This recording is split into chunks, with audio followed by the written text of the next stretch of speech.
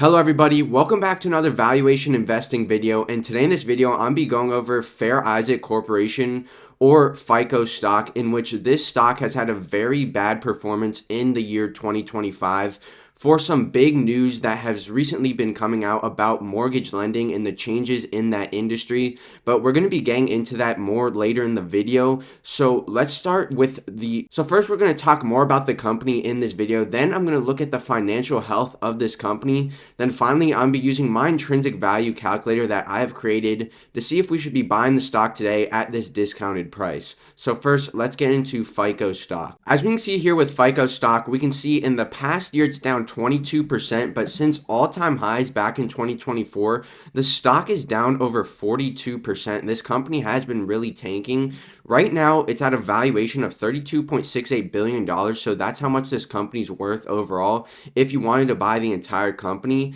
And if you didn't know what FICO is, which stands for Fair Isaac Corporation, this is a company that develops and sells credit scoring models used by lenders to assess the credit worthiness of individuals. And their most well-known product is obviously the FICO score, where you can see your credit score, and this helps summarize a person's credit risk. So this is a very main thing in the credit industry that you had to use before, but we'll get later in this video of why you don't necessarily have to just use FICO now for mortgage lending, but this is a very vast majority used FICO score. And as we can see, the stock has just been doing terrible because of some recent news. And why the FICO is actually down, I think the main reason is the VantageScore competition. So this is basically like FICO. It's just kind of another company created by some other companies in this industry. And VantageScore 4.0 is an alternative to the traditional FICO score for mortgages.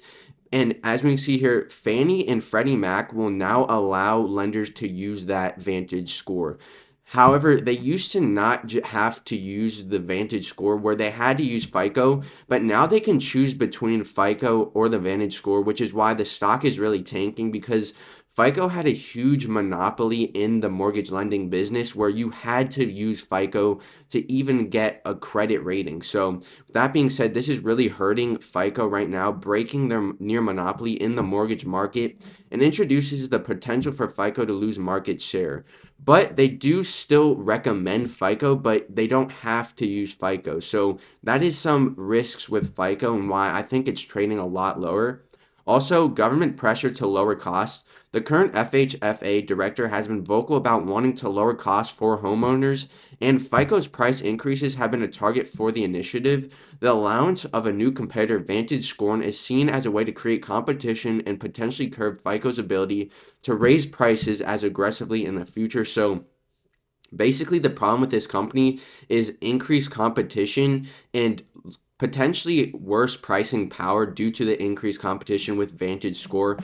Also, high valuation. This company was trading at a very high PE ratio, and I think the reason this company was trading at a very high valuation was because of their near monopolistic nature of the business. But now, since that's kind of gone, even though it's not fully gone, they still have a pretty big monopoly. If anything, it's a duopoly, but FICO's still the main one in the industry, but still that is really hurting this company as a result of that. And as we can see, moat problems, mortgage lenders can use a second credit score. And with that being said, FICO doesn't have to be used now. Like I said, now they can use VantageScore, which the reason for this is because they're trying to get rid of the monopolistic nature with FICO. The FHFA director is trying to get rid of that. So this is a big problem with FICO.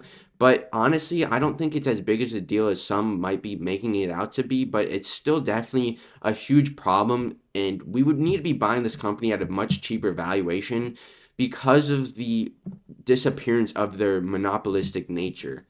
So taking a look at their recent earnings, however, we had a pretty positive earnings where it highlighted strong financial performance with significant revenue growth, net income increase, and record-breaking free cash flow. However, challenges in the software segment growth, CCS business headwinds, and concerns over the FHFA decision slightly tempered the positive outlook. So that is the main problem. Once again, the FHFA has changed basically how this entire industry is going to be run in the future, where FICO isn't the only person in this space basically. As we see here though, the company reported substantial growth and revised its fiscal year 2025 guidance upwards. The company achieved quarter three revenues of $536 million, marking a 20% increase year over year. So far, that decision hasn't necessarily slowed down. If anything, FICO's actually accelerating its revenue growth. In the past, it was growing at maybe 5 to 10%, and over time, it keeps increasing at a faster rate, so that's good. And their net income has risen by 44% year over year. So this company is growing at an insane rate, even though there is some problems with this company potentially in the future. The score segment revenue surged by 34% to 324 million, driven by a 42% increase in B2 business to business scores revenue, while the software segment saw a 3% revenue rise to 212 million. And also, look at this, the company repurchased 284,000 shares, investing over $500 million in buybacks during the quarter. So this looks pretty good with FICO, but also they did announce a collaboration with AWS to enhance AI-driven decision workflows. So they're announcing some good stuff, but honestly, if you watch these videos, you know I'm a big proponent for buybacks, but if we get later into this video, I'll tell you why I don't necessarily like these buybacks with FICO. And as we can see here, the highlights were strong revenue growth, significant increase in net income, record-breaking free cash flow, successful share buybacks, growth in score segments, and launch of new products. But looking at the lowlights, the modest growth in software segment only up 3% from the prior year. Challenges in CCS business, concerns over FHFA decision, and macro environment pressures. So there are some highlights. There is more highlights than lowlights, but the guidance is a little bit worrying. I think this company is seeing a little bit more uncertainty. As we can see here with this revenue, we can see the revenue is obviously increasing at a very fast rate, but they're expecting a decrease quarter over quarter for next quarter. But I don't think that's too big of a deal because looking in the past, we've seen fourth quarter hasn't really grown as much compared to the other quarters, but this does show a decrease. So that is slightly worrying, but honestly, I don't think it's too big of a deal. And also looking at the earnings, we can see they do expect a decrease. Even though quarter three to quarter four normally has a basically flat or decrease, this is expected a pretty big decrease quarter over quarter, but it's probably likely that they will be on that. But nonetheless, it's still worrying that this company in the future could be hurt because of that FHFA decision, where VantageScore will be a good competitor against this company.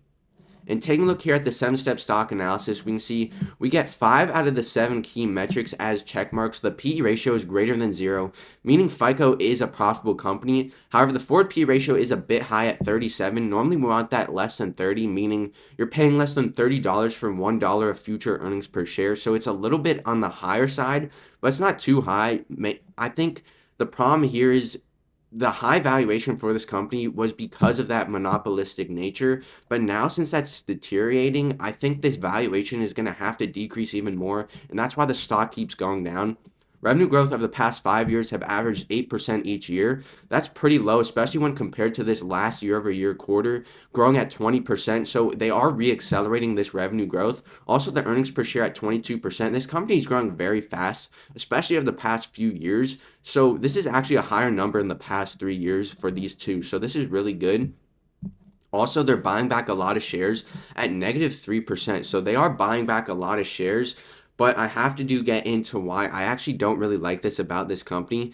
They're raising debt to buy back all these shares. So number one, I don't love that they're doing that. I mean, I'm not against it, but with that being said, look at this debt to equity ratio is non-existent because they don't even have any equity technically with the company. Because of these huge buybacks where they're taking out so much debt, they actually technically don't have any equity in FICO. So that is the biggest worry I think I have for FICO.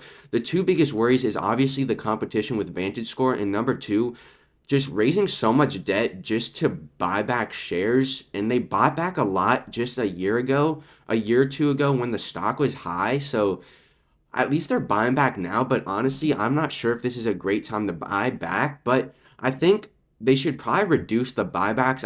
Obviously I love buybacks, but buying back at this much where you have to pay off debt in the future because of it, and you're raising this much debt, I don't like it. Analysts expect 21% growth for the next 5 years each year, so this is good. So that's the only bad thing I have with FICO is how much debt they're raising for their shares. Now, if we go over to my intrinsic value calculator here that I created, I have to do future assumptions for the future in the next 5 years to determine the fair value price for FICO and to see if we should be buying the stock today. So the first thing I have to do is the annual revenue growth rate, in which this company in the past quarter just grew 20% year over year.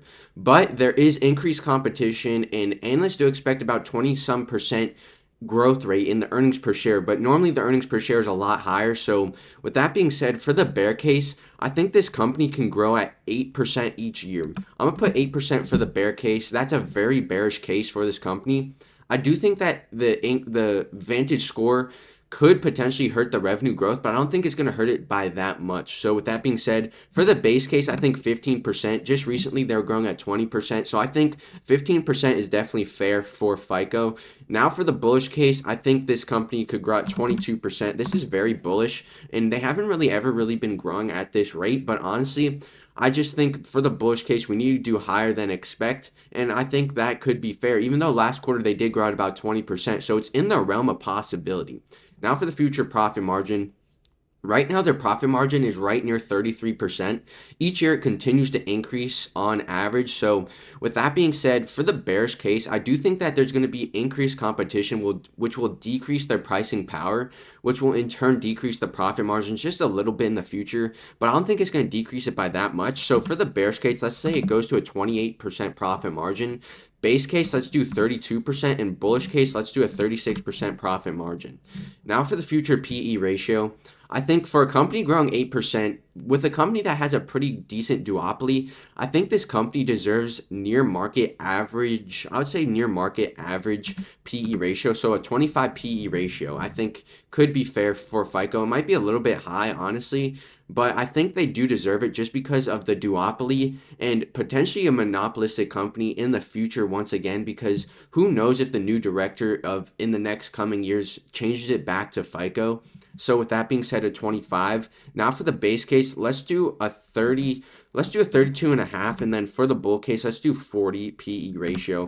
Keep in mind right now they're trading at about a 50 or so PE ratio, so I think that's fair. Now for the shares outstanding, for the bearish case, I think the bearish case to buy back at 2%, base case they're going to buy back at 3%. So with that being said, if we put in the current price that it is today at $1,300, we can see on the base case we'd make about a 5% return. Bearish case, I think we would get a decrease in our investment of negative 10%. Bullish case, I think you can make 20%, but with the price I had earlier at 1100, this is when I'd start to get a little bit more interested in this company at 1100. I think if it got to 1000, I would definitely start to add a position, but if it gets under 1100, I'd really start to pay attention. So I think my buy price would be at about $1,000.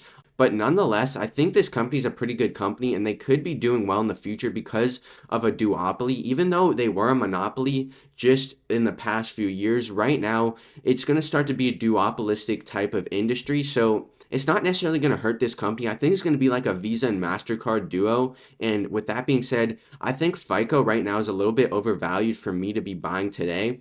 I definitely want it to be at about $1,000 to buy into this company. So thank you guys for watching this video on FICO stock. Please subscribe, hit the like button, comment down below, and thank you guys for watching. See ya.